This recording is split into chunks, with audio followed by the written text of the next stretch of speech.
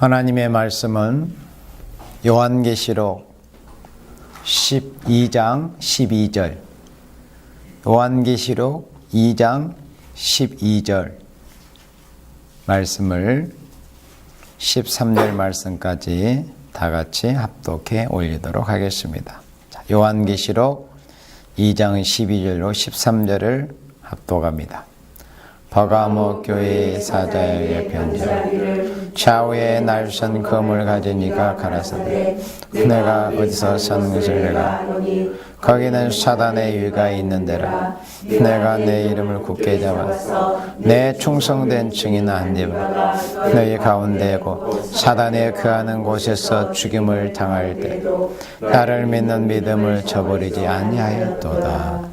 아멘. 아시아의 7교회에 보내신 편지에서 이제 세 번째 교회인 버가모 교회입니다. 로마 시대에 로마 제국에 속해 있는 그 아시아 지역에 있어서 위치하고 있었던 버가모라고 하는 지역에 있는 교회입니다. 먼저 우리 강의를 보겠습니다. 버가모 교회는 극도로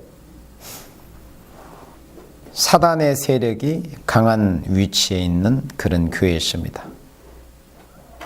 사단의 세력이 극도로 강한 위치에 있었던 교회가 곧 버가모 교회였습니다. 본문에 사단의 유가 있는 데라 이렇게 말씀을 했습니다. 그러므로 피 흘린 순교가 있으므로 완전히 세워진 교회가 곧 버가모 교회입니다. 우리가 지난번에 아시아의 7교회 두 번째 교회에서 서머나 교회에 가는 우리가 말씀을 같이 보았는데, 서머나 교회는 사람이 볼 때는 매우 가난하고 약한 교회로 보였지만은 주님이 보실 때는 영적 자산이 아시아 7개 어떤 교회보다도 더 풍요로운 영적인 부자인, 실상은 부자라, 부요하다고 그렇게 칭찬받은 교회가 서머나 교회였습니다. 그래서 서머나 교회도 훌륭한 교회였고, 버가모 교회도 역시 순교자를 배출한 그런 교회였습니다. 마치 우리 대한민국 교회가 기독교 선교 초기에나 또 일제 때 순교자를 배출한 그런 교회, 그런 건 또 뭐 잘한 것도 있었지만은, 훌륭한 모습도 있었지만은, 1938년에 9월 9일에 장로교 총회에서 27회 총회에서 신사참배를 가결했던 것은 너무나 큰 이 한국교회의 오점으로 남아 있습니다. 한국교회가 그것을 잊지 않아야 되거든요. 두고두고 참 회개할 거리입니다. 지난날을 바라보면서. 왜 그러냐면은 오늘이란 날에도 모습과 어떤 형태만 달라진 거지, 신사참배와 같은 그런 우상을 숭배하는 모습이 사실은 교회에 많이 보여집니다. 그래서 항상 지나온 역사들을 교훈으로 삼아서 우리 자신을 살피고 교회의 모습을 살피고 그렇게 해야만 우상 숭배에 빠지지 않습니다. 그러나 버가모 교회는 불행스럽게도 그때 당시에 사도 요한에게 받은 말씀을 기록해서 아시아 교회에 전하고 하실 그 당시에 사실은 그런 교회가 되지를 못했었습니다. 순교자를 배출한 교회였지만은 주님께 근심을 끼치고 주님의 진노를 일으킬 수밖에 없는 그런 교회의 모습이 바로 버가모 교회였습니다. 자, 12절에 버가모 교회의 사자에게, 버가모라는 이 지역은 이제 그 이름 자체는 뭐 견고한 요새, 뭐 혼이 나는 곳, 이런 의미를 이제 가지고 있는 곳이 바로 버가모인데, 그 버가모 지역에 세워진 교회가 바로 버가모 교회입니다. 그래서 버가모 교회의 사자에게 편지하기를, 누가 편지합니까? 주님께서 편지하시는 것이죠. 사도 요한의 손을 빌어서 주님께서 말씀하신 그 편지의 내용을 사도 요한은 받아서 기록하는 것 뿐이죠. 그래서 이 편지를 쓰시는 분은 예수님이십니다. 버가모 교회의 사자에게 편지하기를 좌우에 날선검을 가진 이가 가라사대, 요한계시록 1장 12절로 16절의 말씀을 우리가 읽어보면은 재림하시는 예수님의 그 두렵고 위험스러운 모습이 요한계시록 1장 12절로부터 16절까지 보여집니다. 그래서 그 중에서 한 모습이 우리 주님의 재림하실 때 심판 주님의 두렵고 무서운 모습 중에 한 모습이 바로 좌우의 입에 날성검을 가지신 그런 주님의 모습이었는데, 퍼가모 교회에 편지하실 때 그런 주님으로 주님 자신을 소개하고 있습니다. 그러니까 좌우의 날성검을 가진 예수님, 뭔가 좀 느껴지는 게 이제 그런 분위기가 느껴지지 않습니까? 주님을 소개하는 이런 말씀에서 좌우의 날성검, 좌우의 날성검은 뭡니까? 원수의 세력을 베어버리는 것 아닙니까? 날이 섰다는 것은 성령의 검, 말씀의 검으로 대적의 세력들을 베어버리는 심판주님으로서 퍼가모 교회 사장에 이렇게 말씀하십니다. 13절에 내가 어디 사는 것을 내가 아노니. 주님은 다 아십니다. 그래서 아시아 7교회에 말씀하실 때 아신다는 말씀을 자주 하셨습니다. 또 특별히 네 행위를 안다. 또 너에 대해서 알고 있다. 우리 주님은 우리의 머리카락 수까지 다 세고 계시잖아요. 우리 주님은, 우리 아버지께서는 우리의 심령폐부도 다 살피고 계시에요. 우리가 무슨 생각을 하고 있는지, 어떤 인생의 계획을 가지고 살아가고 있는지, 우리가 지난 어떤 걸음을 걸어왔는지 예수님은 너무나 잘 아십니다. 이분께서 이렇게 말씀하십니다. 내가 어디 사는 것을 내가 아노니. 거기는 사단의 위가 있는 데라. 위. 여기서 위는 자리 위자입니다. 우리의 소화기관의 오장육부의 위가 아니고, 개정성경에는 어떻게 되어 있어요? 사단의 위가 있는 데라. 그러니까 사단이 왕노릇을 하고 있는 그런 곳이라는 뜻입니다. 마귀 사탄이 왕이 되어서 그 왕자에 앉아있는 곳, 그러니까 가장 마귀 역사가 강한 곳이라는 뜻입니다. 그러니까 순교자를 배출하는 그런 지역 교회였습니다. 사단의 유가 있는 데라. 사단의 왕자가 있던 곳이었습니다. 그래서 강의에 극도로 사탄의 세력이 강한 위치에 있다고 이렇게 강의가 되어 있습니다. 내가 내 이름을 굳게 잡아서, 우리 예수님의, 예수 그리스도의 이름을 굳게 잡아서 내 충성된 증인 안디바가 너희 가운데, 충성되다는 의미에 대해서 여러분들 어제 저녁에 그 영어 단어를 연결해 가지고 여러분들이 잘 들으셨을 것입니다. 충성되다는 의미는 어떤 의미인가? 믿음이 충만한 사람의 모습이 바로 충성된 사람이라는 것을 우리가 영어 단어 하나를 통해서 우리가 보기도 했었습니다. 그래서 충성된 증인 안디바, 믿음이 충만한 충성된 증인, 충성된 증인 안디바가 너희 가운데, 곧 사단에 거하는 곳에서, 안디바라는 이름은 우리가 신약 성경에서 헤롯 안디바도 나옵니다. 그 녀석은 아주 못된 녀석이잖아요. 그렇지만은 같은 이름을 사용하고 있지만은 헤롯 안디바는 하나님의 대적이 된 적기독 세력의 하나였지만은, 그러나 여기서의 이 안디바는 예수님의 충성된 증인으로서 자기의 목숨마저도 초기같이 주님의 십자가의 제단 앞에 기꺼이 내어놓았던 순교자가 바로 안디바였습니다. 안디바가 너희 가운데 곧 사단에 거하는 곳에서 죽임을 당할 때도 나를 믿는 믿음을 저버리지 아니하도다. 예수님께서 사단의 위가 있는 데라고 이렇게 말씀하셨습니다. 그러면 버가모 교회의 천 상황을 역사적인 기록에서 살펴보면은 실제로 이 버가모 그 지역은 로마 제국에서 파견한 총독이 주재하고 있었던 총독의 주재 지역이었습니다. 버가모는.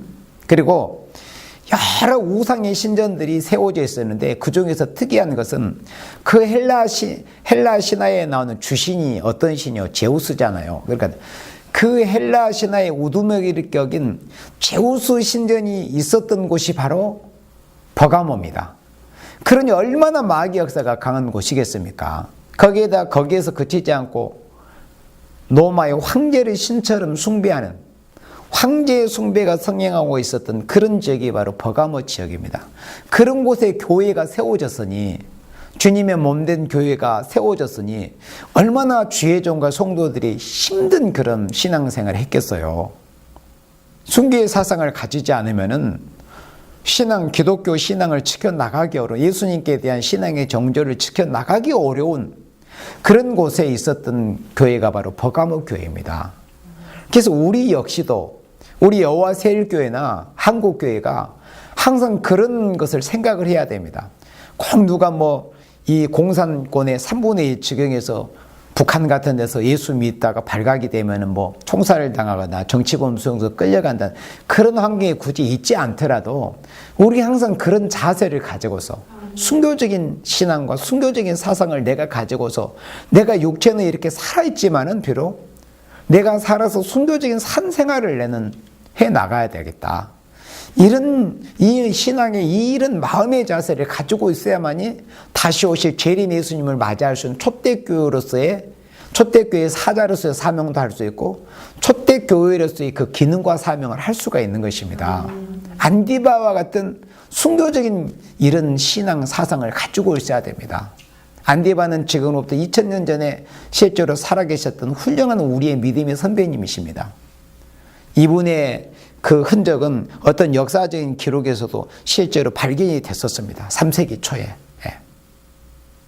실제했던 분입니다. 버가모 교회 2대 감독으로 알려져 있습니다. 이분이 실제로 순교했던 교회가 바로 버가모 교회였습니다. 그래서 너희 가운데 곧 사단이 거하는 곳에서 내 충성된 종인 안디바가 죽임을 당할 때도 나를 믿는 믿음을 저버리지 아니하다. 그러니까 주의 종이, 그 교회를 이끌고 가는 섬기는 주의 종이 순교를 하는 그런 광경을 본 성도들도 그 믿음을 굳게 지켰다는 것, 두려워하거나 후퇴하거나 가만히 숨거나 그렇지 않냐고, 그런 살벌한 원수의 세력들이 해를 끼치고 해박하고 대적하고 심지어 잡아 죽이기까지 하는 그런 상황에서도 신앙을 지켜온 교회가 바로 버가모 교회이다. 이것을 우리 주님은 칭찬을 해 주셨습니다. 그러나 이제 문제가 시작이 되는 것입니다. 그러니까 한국 교회도 순교자를 배출한 이런 교단들이 있잖아요. 오늘날 고신교단이나도 재건교회 같은 교회는 얼마나 참 자랑스러워할 만한 그런 일입니까? 그런데 그것이 옛날에 좋았던 우리에게 신앙의 본이 되는 역사로 끝나버리면 안 되는 것이죠. 오늘이 중요한 거. 우리의 그런 훌륭한 믿음의 선진들이 계셨다는 것이 우리 기독교의 어떤 자존심이고 영광스러운 교회의 모습이지만은 오늘 우리의 모습이 어떠냐, 이게 중요한 거예요.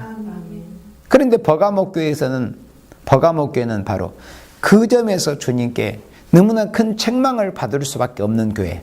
이대로 가다가는, 그러니까 그때 2000년 전에 예수님께서 사도 요한을 통해서 편지하게 하신 교회였지만은 그때 실제했던 교회의 모습을 통해서 예수님이 말씀하시고자 하신 진짜 목적이 뭘까요? 이 시대에 예수님이 재림하실 시대에 아시아 교회와 더 전 세계 교회에 대해서 너희들이 이러한 교회와 이러한 주의 종들이 되어야만이 다시 오실 재림 예수님을 영접할 만한 초대교회를 이룰 수 있고 사명을 할 수 있다. 그렇지 않고 예수님께 책망받은 것을 회개치 않냐고 고치지 않으면은 다시 오실 재림의 주님을 결코 맞이할 수 없고 불행스럽게도 두렵고 무서운 심판 주님으로 맞이할 수 있을 것이다. 그것을 말씀하고 경고하시고자 하시는 주님의 선한 의도에서 이 아시아 7개에 보내는 편지를 기록하게 하신 거예요. 옛날 역사나 그냥 상식적으로 역사의 어떤 한 상식으로 알라고 이런 목적에서 편지하게 하신 것이 아님을 우리는 잘 알아야 됩니다. 자, 14절 우리 합독합니다. 그러나 내게 두어 가지 책망할 것이 있나니 거기 네가 발락의 교훈을 지키는 자들이 있도다. 발람이 발락을 가르쳐 이스라엘 앞에 어른을 불러와 우상의 제물을 먹게 하였고 또 혼용하게 하였느니라. 예. 강의 봅니다. 그러나 내게 두어 가지 책망할 것이 있다고 이제 말씀하시는데, 그러나 발람의 교훈을 지키는 자가 있었다는 것은 아무리 근본이 바로 선 교회라도, 그리고 출발이 훌륭했다 할지라도, 처음은 잘했다 할지라도 시간이 지나서 불의의 삭슬 용납하는 일이 있다면, 그러니까 이 버가모 교회는 아시아 7개에서 유일하게 순교자를 배출한 교회 아닙니까? 그런데도 주님을 다시 오실 재림의 주님을 맞이할 수 없는 교회가 되는 조건이 뭐냐면 불의의 삭슬 용납했다는 겁니다. 오늘 아마 대한민국 교회 거의 모든 교회가 어쩌면은 여기에 걸려 있을 수도 있습니다. 물론 그렇지 않은 교회도 있을 것입니다. 많지는 않겠지만 교회의 재정이 정말 주님이 보실 때 책망받을 것이 없을 정도로 그렇게 교회의 재정이 지평이 되고 있는가? 아니면 어떤 목회자나 교회를 주도적으로 이끌어가는 자들 어떤 사심에 의해서, 욕심과 탐욕에 의해서 재정이 지평되거나 돈이, 거룩한 성도들의 헌금이 잘못되게 사용되거나 이런 교회 많을 겁니다. 주님은 다 아시죠. 우리는 함부로 판단할 수는 없지만은. 그래서 아무리 순교자를 배출한 이런 훌륭한 교회라도 불의의 삭슬 용납하는 일이 있다면 큰 책망을 받을 일이다 그래요. 그런데 여기서 특별히 발람이라는 자 이름이 나옵니다. 그러면 여기서 우리 신약성경 베드로후서 2장, 자, 우리 신약성경 베드로후서 2장 15절 말씀을 우리 같이 찾아보도록 하겠습니다.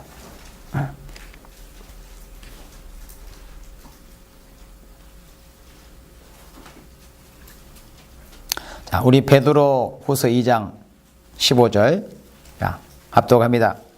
저희가 바른 길을 떠나 미혹하여 부올의 아들 발람에게를 쫓는도다.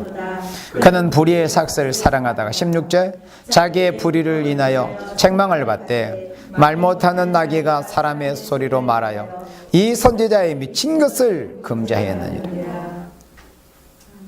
천국 복음을 전하는 증거하는 대표적인 사도 베드로에 의해서 기록된 이 편지서인 베드로서에 이렇게 격한 표현까지 사용이 됐습니다.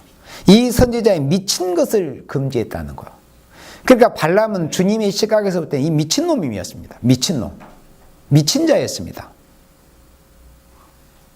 정상적인 선지자가 아니었다는 거죠. 이 선지자의 미친 것을 금지했다고 했습니다. 발람이 그런 자입니다. 베드로서 2장 15절에 저희가 바른 길을 떠나 미혹하여, 그러니까 미혹을 받은 상태가 마치 어떤 모습이냐면은 부올의 아들 이스라엘 백성이 애굽에서 나와 출애굽 시에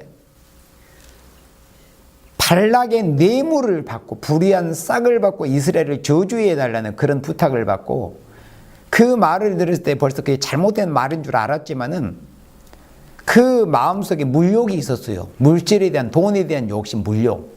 그걸 들어보면은 그걸 굳이 하나님 앞에 갈까요 말까요? 기도해 보고 주님 하나님께 여쭤볼 필요가 있습니까?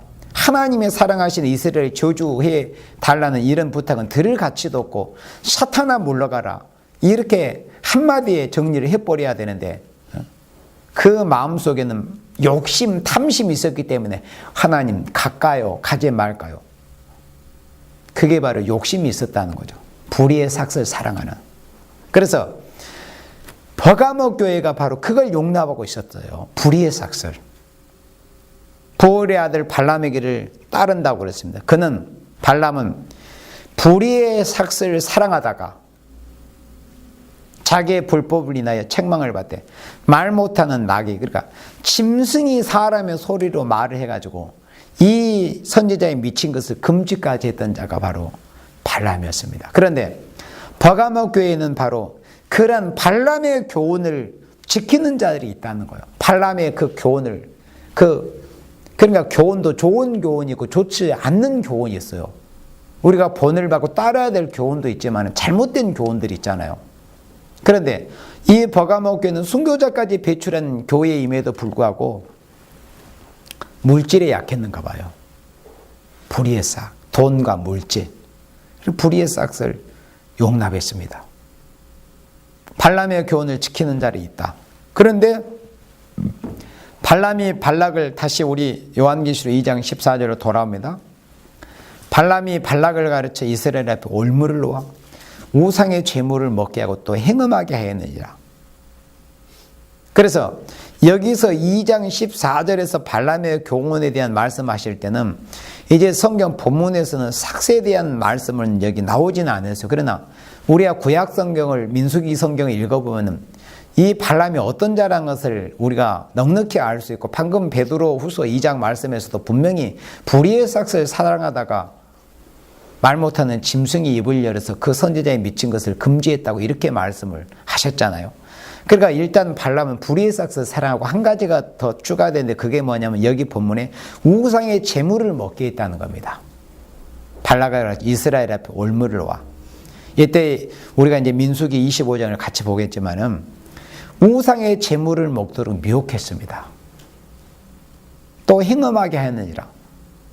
우상 숭배하기 위해서 파티를 열어놨으니까 와서 함께 즐기자.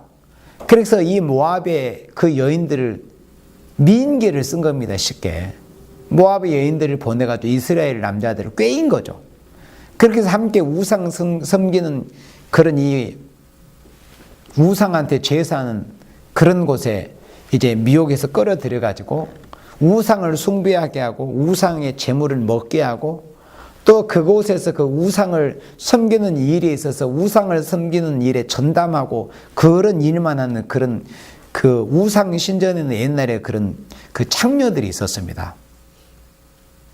우상을 섬기는 것을 아주 전담해서 우리 이제 기독교의 그 율법 시대의 제사장들이 하나님을 섬기는 일에 전담했잖아요. 거기에만 전무하듯이. 그러니까 옛 시대는 그렇게 귀신 우상을 섬기는 그런 신전에 그런 그 우상 신전에 그런 창녀들이 있었어요. 그러니까 그런 여인들에게 이제 미혹하도록 해서 같이 행음하도록 한 자가 누구냐면은 발람입니다. 그러니까 발람이라고 하면은 발람 발자도 듣기 싫어해야 되는 것이 우리 기독교인들의 모습이어야 되는데, 그런 발람의 교훈까지 받아들였으니 주님이 얼마나 진노하실 일입니까? 그래서 불의의 삭스를 용납하는 일이 있다면 강의에 큰 책망을 받을 일이다. 책망을 받을 일이라는 것. 왜냐? 신앙이라는 것은 거룩한 믿음이니 조금 더 불의의 요구를 들어준다는 것은 음료적인 행동이 되는 것입니다. 신앙은 거룩이잖아요. 거룩. 하나님을 섬기는 것은 세상의 어떤 종교, 이방 종교가 어떤 모습을 보일지라도 참된 구원의 종교, 진짜 신, 유일하신 여호와 하나님을 섬기고 성삼위 하나님을 섬기는 우리 기독교만큼은 진짜 거룩한 신앙생활을 해야 됩니다. 다른 이교나 이방 종교가 어떤 종교가 다 부패하고 타락했다 할지라도 기독교만큼은 그렇게 돼서는 안 되는 참된 종교가 바로 우리 기독교입니다. 예수 믿는 기독교, 여호와 하나님을 섬기는 기독교단 말이죠. 그런데 발람의 교훈을 지키는 자가 있다. 그렇게 주님께 이제 책망을 받게 되었습니다. 그래서 우리 여러분들 말씀드리면서 민수기 25장을 여러분들 찾아보세요. 민수기 25장에 보면은 그 발람의 간교한 그런 꾀로 인해서 그 결과가 얼마나 비참한 결과가 있게 되냐면은 이스라엘 백성 2만 5천 명이 하나님이 내리신 그 재앙, 연병으로 내리신 그 재앙으로 인해서 2만 4천 명이 죽었던 그런 무시무시한 그런 재앙이 있었습니다. 발람의 간계로 인해서.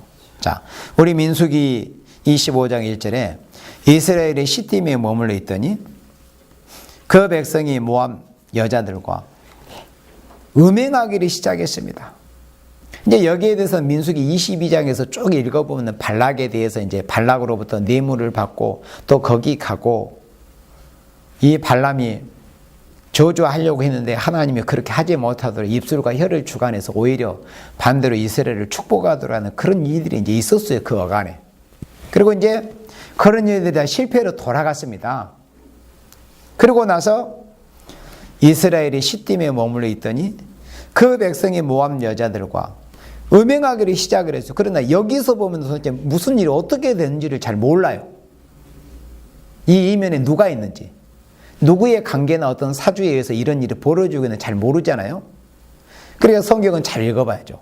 자, 2절에 그 여자들은 그 신들에게 제사할 때 우상, 신, 바알보올, 우리는 여호와 하나님만 섬겨야 되잖아요.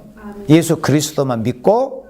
자, 그러면 그 여자들이 그 신들에게 제사할 때 백성을 청하면 이제 초청한 거예요. 우리가 잔치를 벌려놨다. 와서 우리 함께 즐기자. 이렇게 한 거예요. 그러니까는 백성이 먹고 그들의 신들에게 절했습니다. 이게 발람의 꾀였어요. 발람의 관계, 간사한 꾀였습니다. 모압에서 아주 미인인 이런 여인들을 선발해가지고 보냈을 겁니다. 거기에 이스라엘 백성들이 미혹을 받아버린 겁니다.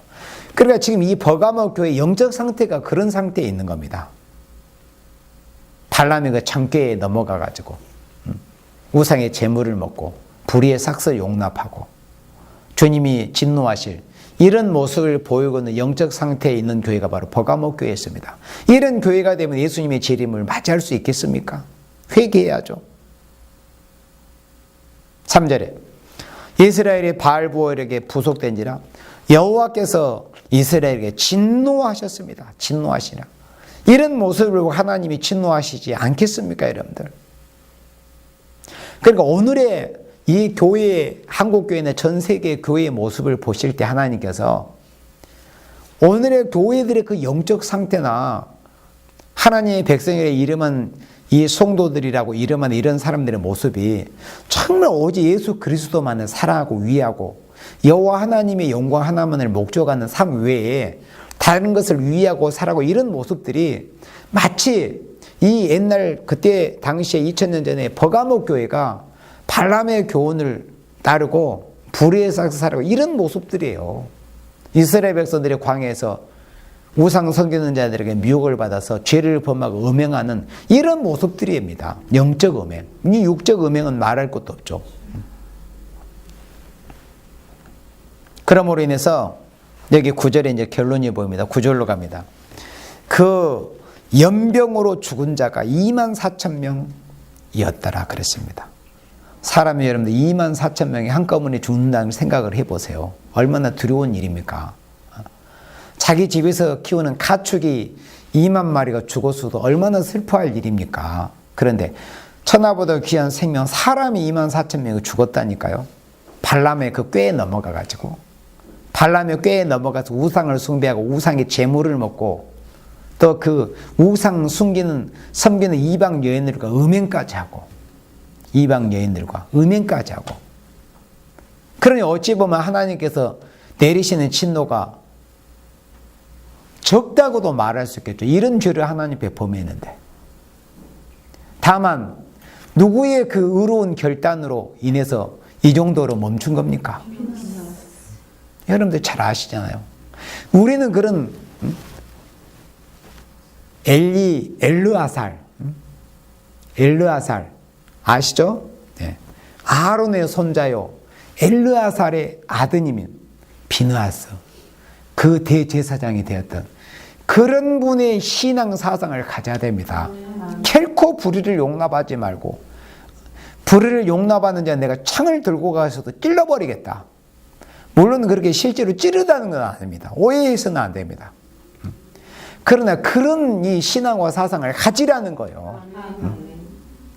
하나님이 기뻐하시지 않는 것에 대해서는 비느하스 같은 신앙을 가져야 돼. 오늘날은 그래야 타협하지 않고 원수를 이기고 미혹을 이길 수가 있습니다. 그 다음 우리 민수기 31장으로 우리 몇 장 넘겨서 민수기 31장을 여러분들이 보도록 합니다. 민수기 31장 2절에 이스라엘 자손의 원수를 미디안에게 갚으라 하나님께로부터 명령이 왔습니다. 그 후에 내가 내 조상에게로 돌아가리라. 하나님께서 모세에게 내리신 명이십니다. 왜 이스라엘의 원수를 미디안에게 갚으라고 하셨을까요? 여기에 이 주동자격인 자가 누구였냐? 발람이었습니다. 그리고 이제 시간상 8절로 넘어갑니다. 자, 그 하나님께서 이제 명령을 하셨잖아요. 그래 미디안에 대해서 이제 원수를 갚는 이제 이런 중에 8절에 그 죽인 자 외에 이제 미디안 족속들을 죽였어요. 그리고 미디안의 5 왕을 죽였습니다. 미디안의 왕들은 에이와 레겜과 수르와 후르와 레바이며 또 그 다음에 누구예요? 부올의 아들 발람을 칼로 죽였더라. 이 말씀을 보고서 이 구절을 본 겁니다. 그러니까는 이 하나님의 백성을 꿰어서 범죄하게 하고 하는 이런 자들은 결말이 이렇다는 걸 알아요. 이 거짓 선지자들의 이 결말. 오늘날에도 이 거짓 선지자들에 의해서 이 사이비 집단들이 가정이 파괴되고 뭐 온갖 사회에 문제시되고 자식이 나가서 집에 오지도 않고 자식 어디 간 줄도 모르고 부모가 자식을 위해서 내 아들 좀 내 딸 좀 찾아달라고 이렇게 신고하고 그러면 오히려 자기의 부모를 경찰서나 행정당국에 고발하고 마치 중공에서 문화대혁명 때 그 초등학교 다니는 그 어린이가 자기 엄마를 고소해서 총살을 당하게 하는 그런 모습과 뭐가 다를 게 있습니까? 그 사이비 단체들의 모습들을 보십시오, 여러분들. 재작년에도 여러분들 CBS 방송에서 그 신천지에 대해서 8부작으로 그 방송이 돼 있지 않습니까? 거기 여러분들 다 봤을 겁니다.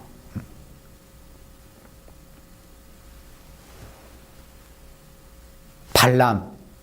이 거짓 선지자 이 최후를 이렇게 성경에서는 말씀했습니다. 발람을 칼로 죽였더라.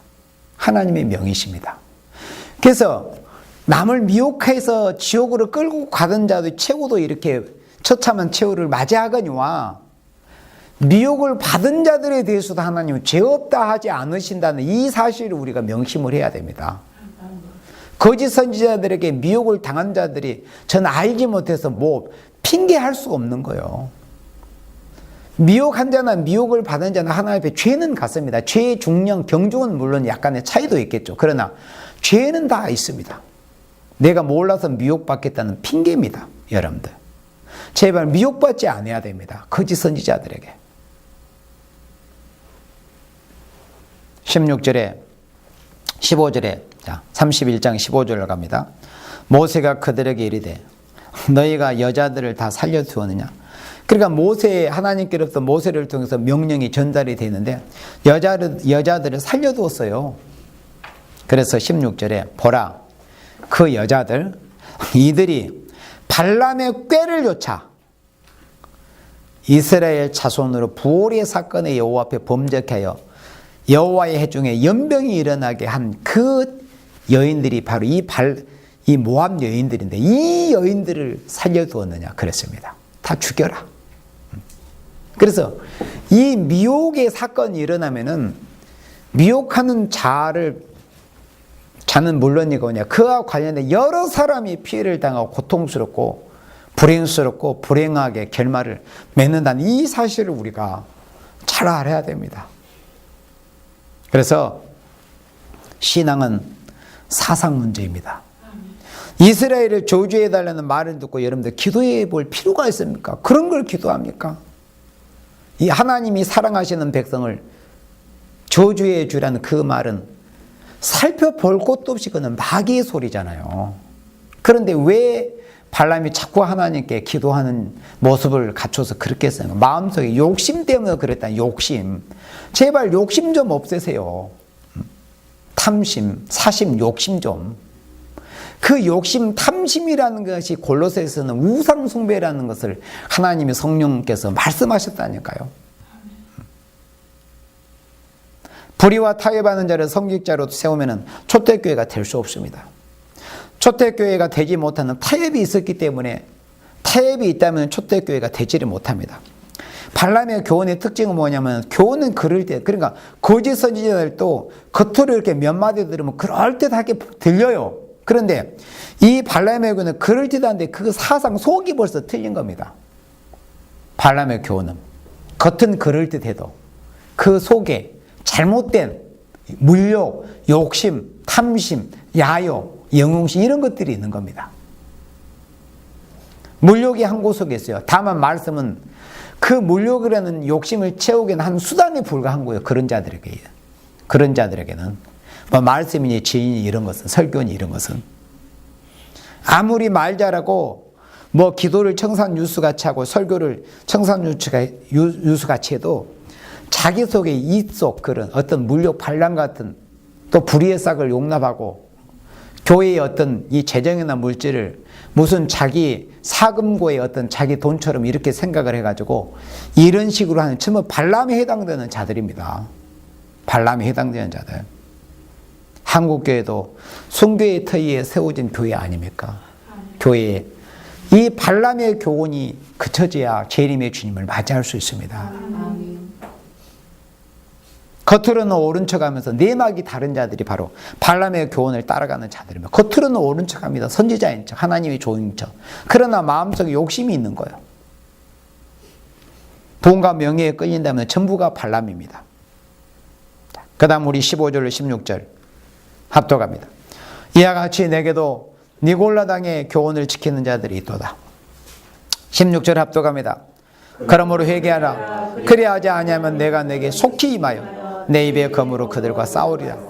주님께서 버가모 교회 사자에게 편지하실 때 처음에 당신을 스스로 소개하실 때 좌우에 날선검을 가지신 이가 말씀하신다고 하시잖아요. 그래 이 버가모 교회는 주님의 그 날선검에 의해서 베어져야 될 교회입니다. 그 상태가. 그래서 자 우리 강의 봅니다. 하나님의 교회는 교훈을 중심한 교회입니다. 하나님의 말씀, 예수님의 말씀, 성령님의 말씀, 교훈, 또 성삼위 하나님을 통해서 하나님의 종들과 선지자와 사도들을 통해서 기록된 교훈들, 선지자의 교훈, 사도들의 교훈, 하나님의 말씀. 그래서 하나님의 교회는 교훈을 중심한 것인데 조금이라도 옳은 사상에서 탈선된 교훈을 받는다면 주님의 대적이 되는 것입니다. 주님이 다시 오시는 것은 말씀대로 심판하러 오시기 때문이다. 그랬습니다. 그래서 이제 여기 오늘 12절부터 보면은 발람이 나오잖아요.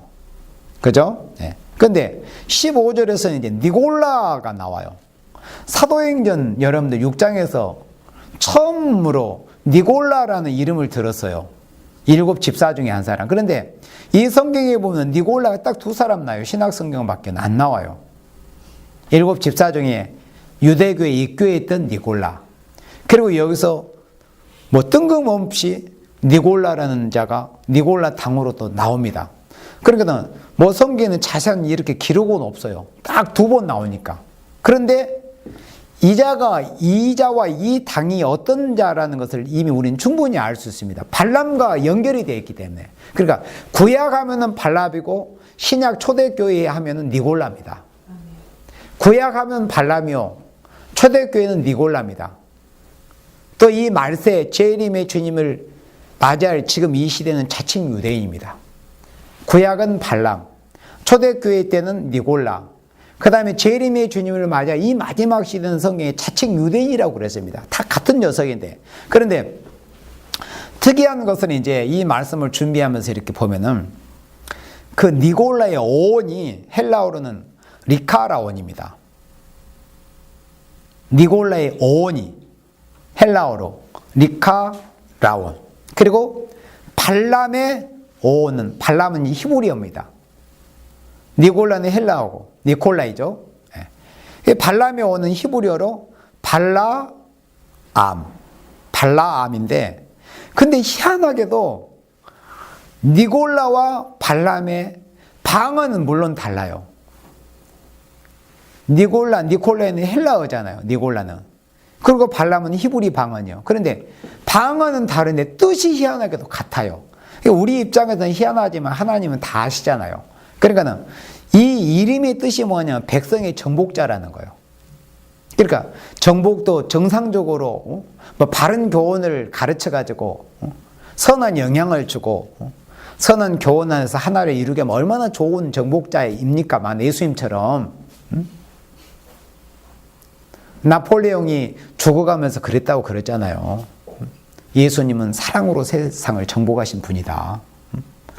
나폴레옹의 꿈이 유럽을 나가서 세계를 정복한 것이 자신의 꿈이었지 않습니까? 총과 칼로. 그러나 이루지 못하고 쓸쓸한 죽음을 맞이했지 않습니까? 자기가 죽어가면서 생각해 보니 나는 총칼로 유럽과 세계를 정복하고 지배자가 되려고 했는데 나는 못했지만은 가만히 생각해 예수님은 총칼 하나 들지 않고도 사랑으로 세계를 정복하신 분이었다. 얼마나 큰 깨달음입니까? 그러니까는 정복도 그렇게 선한 정복이 있는가 하면은 사람을 잘못된 교훈을 미혹해서 정복하는 자들, 거짓 선지들입니다.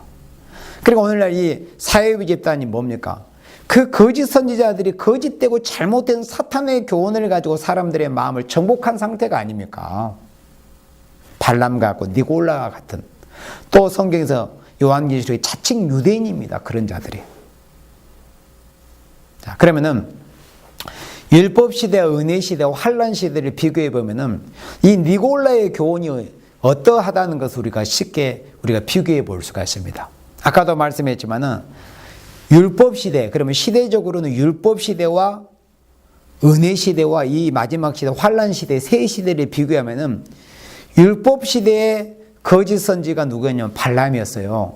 그럼 은혜 시대 초대교회 그 거짓 선지라고 할 수 있는 당의 이름이 어떤 당이었습니까? 니골라 당이잖아요. 그러면 또 마지막 환란 시대에 이제 빌라델비아 교회를 해방하고 대적하는 그런 자들에서 예수님께서 실상은 유대인이 아니요 사단의 회라, 자칭 유대인이라는 자들의 해방도 내가 아노니 실상은 유대인이 아니요 사탄의 회, 그러니까 마귀의 모임이라는 거, 마귀 때라는 거 아닙니까? 그러니까 이 마지막 시대는 자칭 유대인입니다. 자칭 교회, 자칭 교인, 자칭 주의 종, 자칭 그리스도인, 자칭이에요, 자칭.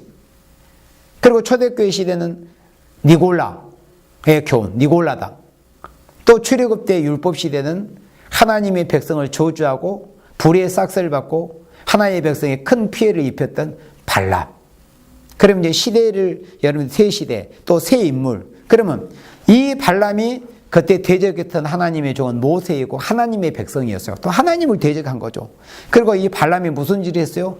이스라엘을 저주하는 그런 부탁을 들었습니다. 실패했지만은 어쨌든 돈을 받고 갔잖아요. 그리고 우상 숭배하도록 꾀고 행음하도록 했습니다. 이것이 발람이 한 못된 짓입니다.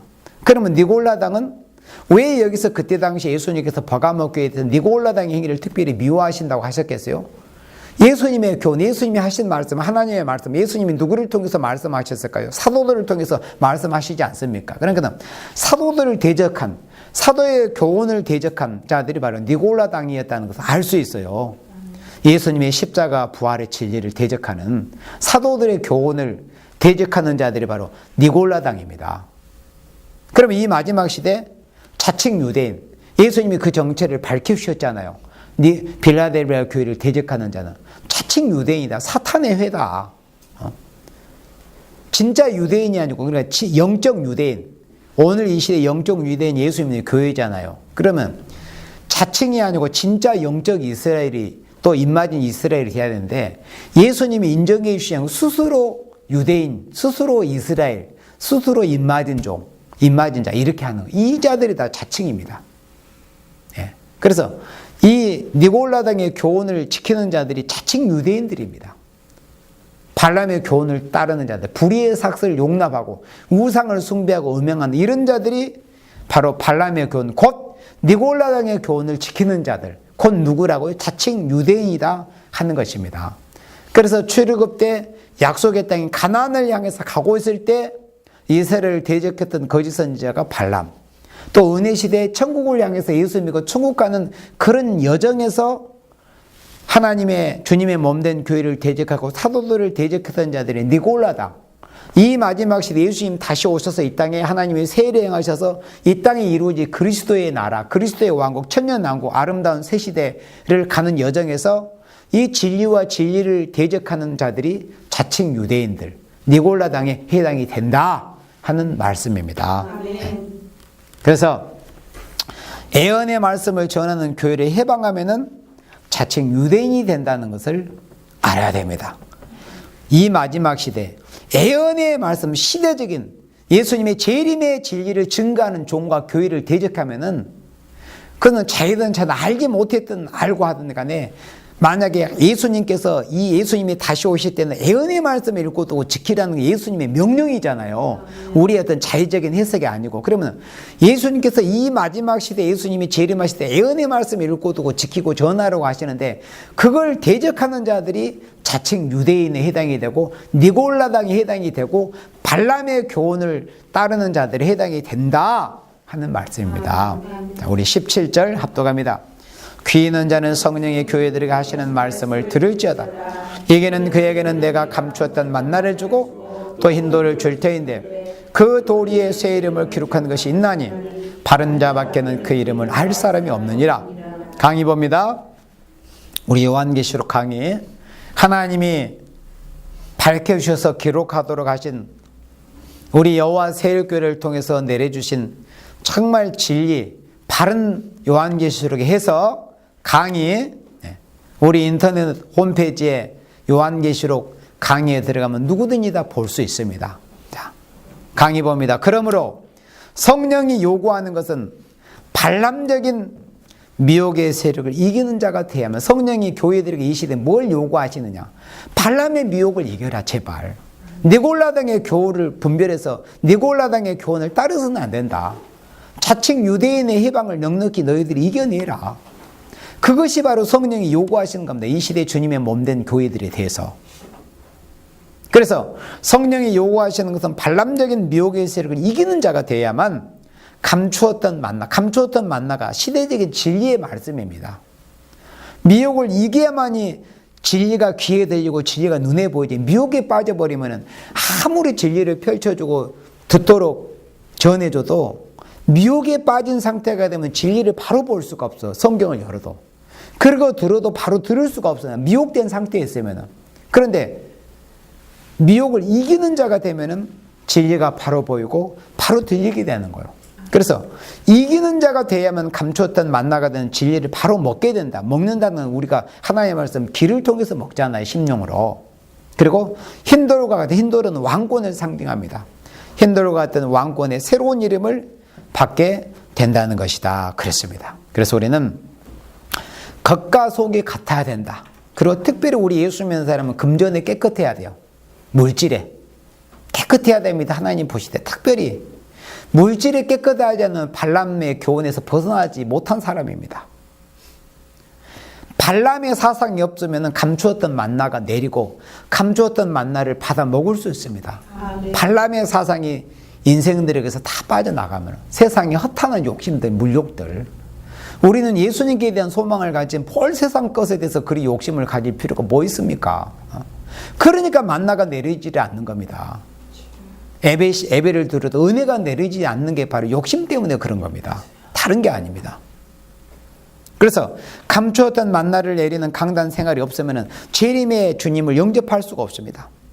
감추었던 만나로 설교를 하려면 발람의 교훈을 용납하지를 않아야 됩니다. 발람적인 교훈을 용납하지 않아야 감추었던 만나를 먹게 되고 또 왕권의 축복까지 받게 되는 거죠. 순교자 동물을 인정받는다면 아무나 뭐 받겠어요. 순교적인 생활을 해 나가야 되는데 순교자 동물로 인정을 받아야 되지. 내가 왕이 되고 싶다고 될 수 있는 것입니까? 또 사람의 인정으로 되는 것도 아닙니다. 오직 주관자요 심판자이신 예수님이 인정하시는 사람이 돼야 됩니다. 그래서 우리는 세상의 모든 것을 초월해 나가고 매일같이 우리가 감추인 만나를 먹으려면 이런 잘못된 사상을 용납해서는 안 돼요. 불의의 싹을 용납하거나 우상 숭배를 용납하거나 허탄한 욕심을 갖거나 이런 불의를 용납해서는 안 된다. 니골라당의 교훈을 배격해야 된다는 거예요.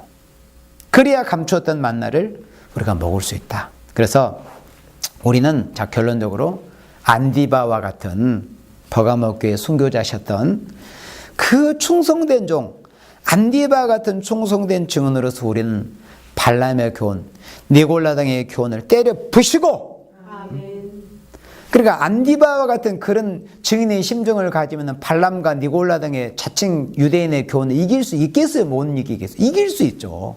때려 부시고 영광 중에 재림하시는 주님을 영접하시는 여러분들이 되시기를 주님의 이름으로 축복합니다. 아멘.